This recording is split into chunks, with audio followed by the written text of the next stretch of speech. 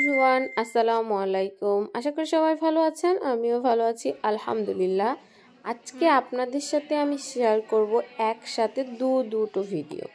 একটা হচ্ছে আমি শহরের মেয়ে, ফার্স্ট টাইম এই যে এখন আমি শহরেই রয়েছি। যদিও আমরা শহরেও বসবাস করি, গ্রামেও বসবাস করি। অনেকেই আমাকে জিজ্ঞেস করে থাকেন, আপু কোন কলেজে পড়ো, কোন কলেজে পড়ো।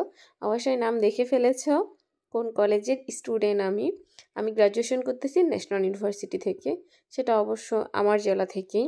অনেকেই নাম দেখে বুঝে গেছো, আর যারা দেখোনি তার মনোযোগ দিয়ে ভিডিওটা দেখো, ইনশাল্লাহ বুঝতে পারবা।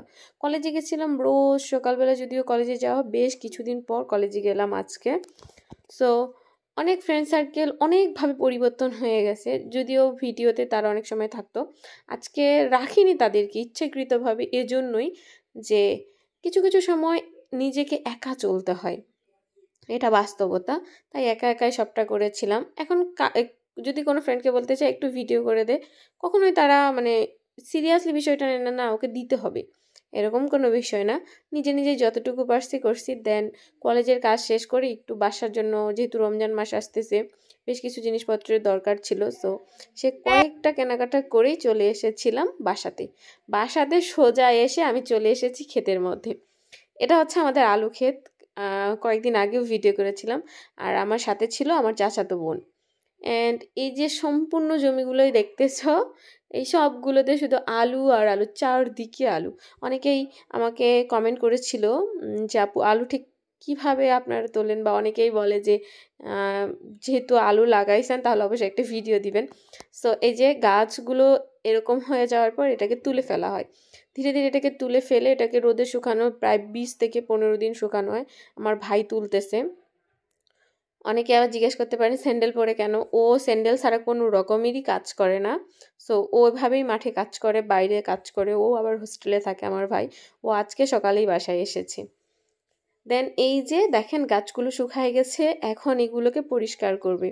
এই গাছগুলোকে সম্পূর্ণ পরিষ্কার করে ফেলে দিতে হবে, যে যেভাবে ফেলে দেয়। এই যে আমার দাদু আছে এখানে, দাদু অনেকগুলো অলরেডি পরিষ্কার করেছে। এখন এগুলো করে, এটা আপনাদের ভাষায় আপনারা কি বলেন জানি না, আমরা চাঙ্গারি বলি, মানে হচ্ছে গ্রামের ভাষায়। সো এটাতে করে সবগুলো ফেলে দিবে। দাদুকে দেখে বৃদ্ধ মনে হচ্ছে অনেকটা, এত কাজ করতেছে, এত পরিশ্রম করতেছে।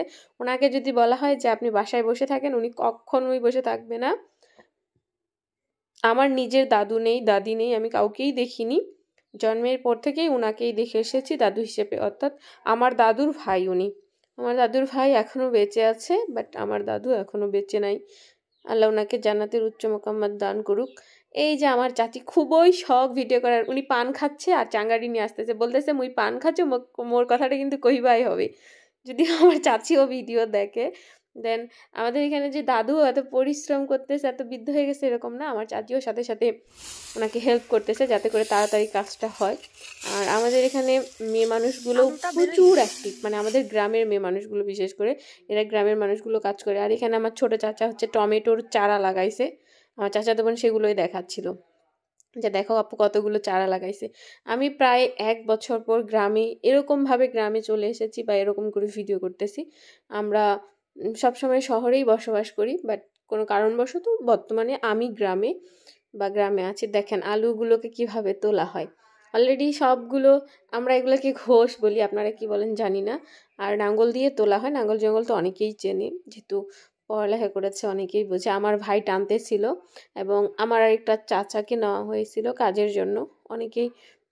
অনেকেই অনেকভাবে ডাকে, বাট আমরা চাচা বলেই ডাকি। কাজ করতেছিল, সাথে চাচি আম্মু ছিল, কাজ করতেছে।